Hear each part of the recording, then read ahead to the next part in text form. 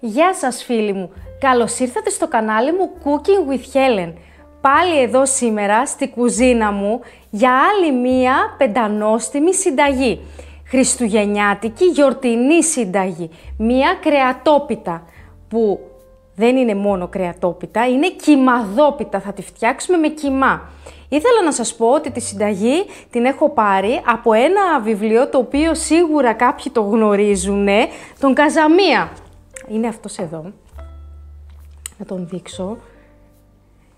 Μου το έδωσε η πεθερά μου, αυτό είναι το τεύχος 2023, έχω και το 2024, την έχω πάρει από εδώ τη συνταγή. Είναι ένα πολύ ωραίο βιβλιαράκι, το οποίο σίγουρα το θυμούνται οι παλιές νοικοκυρές και όσοι το πέραναν να το διαβάσουν, έχει μέσα και συνταγές. Λοιπόν, την έχω αλλάξει λίγο τη συνταγή, γιατί την γράφει με μοσχάρι, εγώ θα την κάνω με κιμά. Είναι μια γιορτινή συνταγή. Η πεθερά μου τη φτιάχνει την πρωτοχρονιά και βάζει μέσα και ένα φλουρί. Βέβαια, την κάνει με κανονικό φύλλο, δικό της σπιτικό, χειροποίητο. Εγώ θα το φτιάξω με φύλλα κρούστας, γιατί γνωρίζω πολύ καλά ότι εκείνη τη μέρα που ετοιμάζουμε το χριστουγεννιάτικο ή το πρωτοχρονιάτικο τραπέζι, έχουμε τόσες πολλές συνταγές να φτιάξουμε, που ή θα την έχετε έτοιμη την πίτα σας από πριν, θα την έχετε βάλει στην κατάψυξη και απλά θα την ψήσετε εκείνη τη μέρα, ή αν τη φτιάξετε εκείνη τη μέρα, πρέπει να είναι με φύλλο κρούστας για να είναι πιο γρήγορη. Εμείς θα φτιάξουμε τη γρήγορη εκδοχή της, γρήγορη, εύκολη, για να μπορέσουν να την κάνουν όλοι. Έχουμε εδώ όλα μας τα υλικά. Θα ανοίξουμε το ηλεκτρικό ματάκι μας να ζεσταίνεται. Εδώ πέρα με το τηγανάκι μας, για να φτιάξουμε και να σοτάρουμε το κρεμμύδι, το κιμά μας, να φτιάξουμε τη γέμιση για την κρεατόπιτά μας. Το λαδάκι μας έχει ζεσταθεί και τώρα θα ρίξουμε 2 κρεμμύδια ψιλοκομμένα.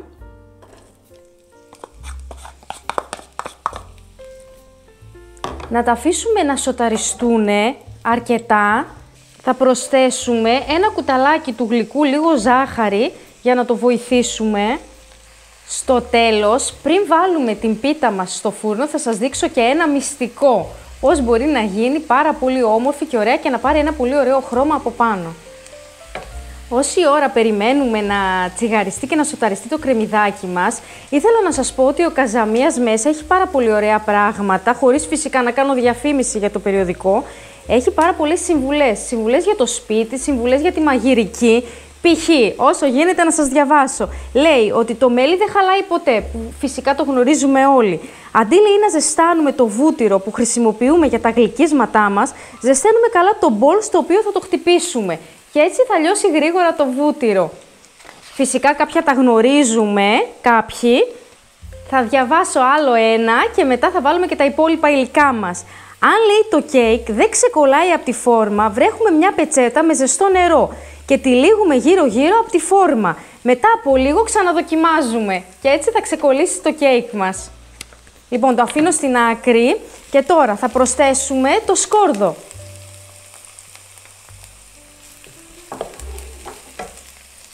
Έχουμε 500 γραμμάρια κιμά μοσχαρίσιο. Μπορείτε να βάλετε και ανάμεικτο, χοιρινό με μοσχάρι. Εγώ θα βάλω μόνο μοσχαρίσιο.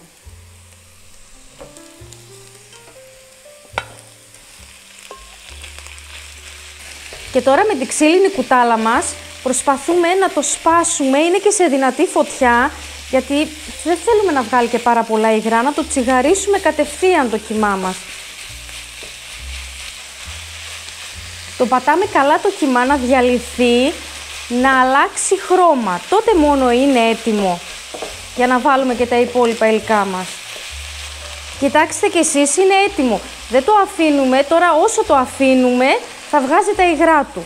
Θα βάλουμε μισό ποτηράκι γλυκό κρασί ή μη γλυκό, ό,τι θέλετε, για να σβήσουμε λίγο το κιμά μας. Και τώρα έχουμε μία κουταλιά της σούπας ντοματοπελτέ. Την προσθέτουμε και αυτήν.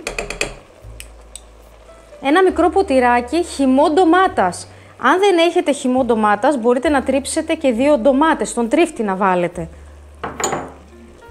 Τα ανακατεύουμε όλα αυτά και σε αυτό το σημείο θα βάλουμε τα μπαχαρικά μας. Σας τα έχω εδώ όλα έτοιμα, να τα δείτε. Αλάτι, ρίγανη, πάπρικα, κανέλα, μπούκοβο, πιπέρι. Τα βάζουμε όλα. Χαμηλώνουμε λίγο τη φωτιά Δεν θέλουμε το μείγμα μας να έχει, η γέμισή μας να έχει πολλά υγρά. Δεν θέλουμε σχετικά καθόλου υγρά, γιατί θα τα βάλουμε στα φύλλα κρούστας μας. Γι' αυτό θα σας πω τώρα στη συνέχεια τι μπορείτε να κάνετε μόλις γίνει ο κιμάς για να ρουφήξουμε όλα τα υγρά. Με 3 τρόπους. Κατεβάζουμε τη γέμιση.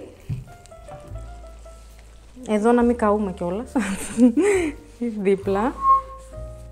Λοιπόν, τώρα όσα υγρά έχει που δεν είναι πάρα πολλά, ή θα βάλετε 2-3 κουταλιές φρυγανιά, ή θα βάλετε μία χούφτα ρύζι, ή μπορείτε να βάλετε ψωμί, 2 φέτες ψωμί να τις τρίψετε. Άρα με 3 τρόπους μπορούμε να ρουφήξουμε λίγο τα υγρά μας. Εγώ θα βάλω λίγο φρυγανιά. 2 κουταλάκια, 2 κουταλιές της σούπας, φρυγανιά. Και θα αφήσουμε τη γέμισή μας για 5 λεπτάκια να κρυώσει, ώστε να μπορέσουμε να βάλουμε μέσα και τα υπόλοιπα υλικά μας για να κάνουμε μια σούπερ τέλεια πεντανόστιμη γέμιση. Θα προσθέσουμε τώρα που η γέμισή μας έχει κρυώσει 2 αυγά χτυπημένα. Τα βάζετε μέσα.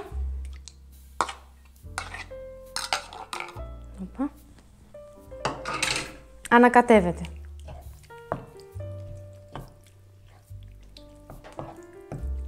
Και έχω και 2 φέτες τριμμένο τυρί. Ό,τι τυρί θέλετε. Φέτα τυρί. Εγώ έχω ένα λίγο πιο μαλακό τυράκι. Το βάζετε και αυτό μέσα.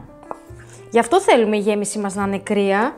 Για να μην λιώσουν τα υλικά μας και κοπεί και το αυγό. Όχι, δεν θέλουμε. Γι' αυτό θα την αφήσετε να κρυώσει. Έχει γίνει πολύ η γέμιση μας. Είναι αρκετή. Θα φτάσει σίγουρα για τα φύλλα κρούστας μας. Ωραία. Έχουμε λιώσει βούτυρο φρέσχο με λίγο ελαιόλαδο μέσα για να λείψουμε ένα ταψάκι με ένα πινελάκι. Έχουμε εδώ δίπλα μας τα φύλλα κρούστας. Θα παίρνουμε ένα φύλλο και να σπάσουν, δεν πειράζει, γιατί το λέω γιατί ήδη μου σπάσε εμένα ένα. Δεν πειράζει, είναι το πρώτο.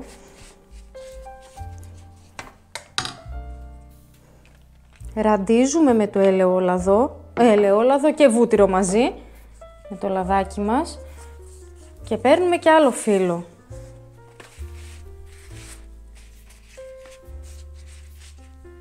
Θα βάλουμε 3 τουλάχιστον φύλλα κάτω και μετά γέμιση. Η βάση της δηλαδή να είναι λίγο. Ωραία. Και τώρα θα βάλουμε γέμιση. Την πίτα θα την κάνουμε σκόρπια, δηλαδή κάθε ανά 2 φύλλα θα βάζουμε και λίγη γέμιση σκόρπια. Δεν θα τη βάλουμε όλοι μαζί στο κέντρο. Με αυτόν τον τρόπο τα φύλλα, τα ενδιάμεσα, όλα φουσκώνουν και γίνεται πιο αφράτη και ωραία η πίτα μας.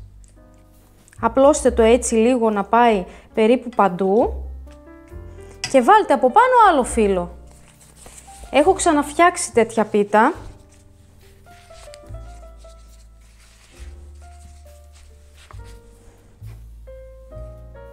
Ραντίζετε και βάζετε άλλο ένα φυλλαράκι. Ανά 2 φύλλα θα το πάμε. Με αυτόν τον τρόπο 2 φύλλα γέμιση, 2 φύλλα μέχρι να τελειώσουν όλα τα φύλλα. Θα το κάνω εγώ και θα σας το δείξω στο τέλος.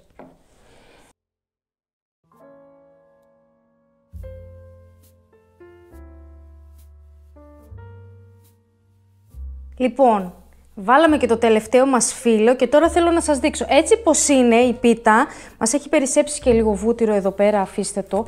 Θα το πάρετε και θα το γυρίσετε προς τα μέσα.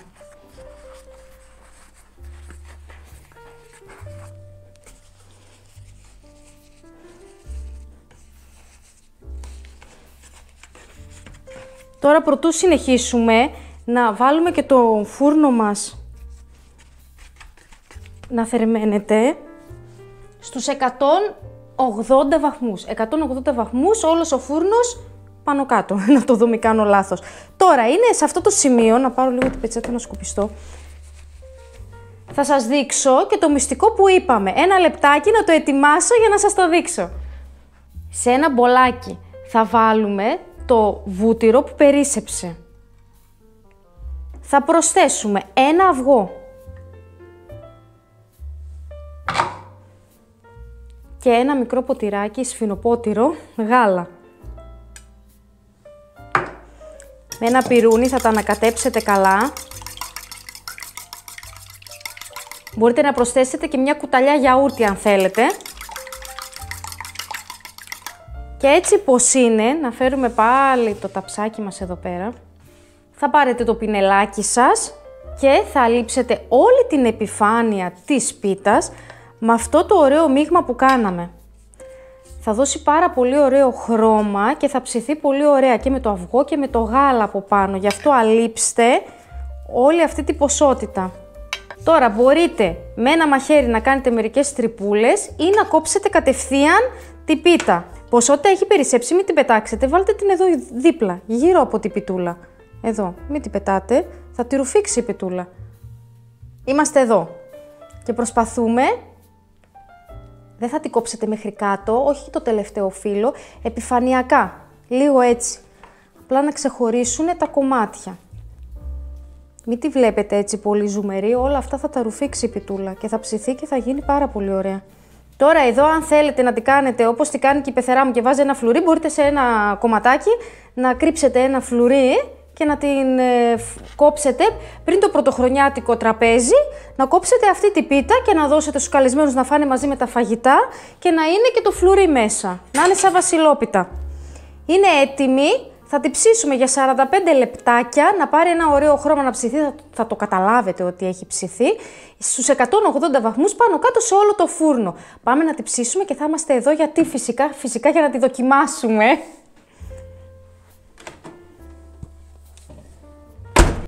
Η πίτα μας έχει ψηθεί, έχει περάσει η ώρα και αυτή τη φορά θέλω να τη βγάλω αμέσως τώρα από το φούρνο να σας τη δείξω, να δείτε τι ωραία και λαχταριστή που έχει γίνει. Λοιπόν, ένα λεπτό, γιατί καίει και πάρα πολύ. Κοιτάξτε φίλοι μου να δείτε, κοιτάξτε εδώ πέρα. Κοιτάξτε τι χρώμα έχει πάρει. Έχει γίνει φοβερή. Λοιπόν, πάμε λίγο να κόψουμε ένα κομμάτι. Να πιάσω λίγο εδώ το ταψάκι. Κοιτάξτε παιδιά, είδατε τι τραγανή που έχει γίνει. Δεν έχει κολλήσει και καθόλου στο ταψάκι μου. Είναι αντικολλητικό το ταψάκι. Πω παιδιά, κοιτάξτε μέσα. Κοιτάξτε πώς είναι. Εντάξει, έχει γίνει τέλεια. Ήθελα να σας δείξω κιόλας, κοιτάξτε μέσα, αυτό που κάναμε με τις στρώσεις, άμα μπορώ να το πετύχω εδώ πέρα, που βάλαμε φύλλο-γέμιση, η πίτα έγινε πάρα πολύ ωραία. Έχει απλωθεί παντού ο κιμάς και τα υλικά. Θα τη δοκιμάσω.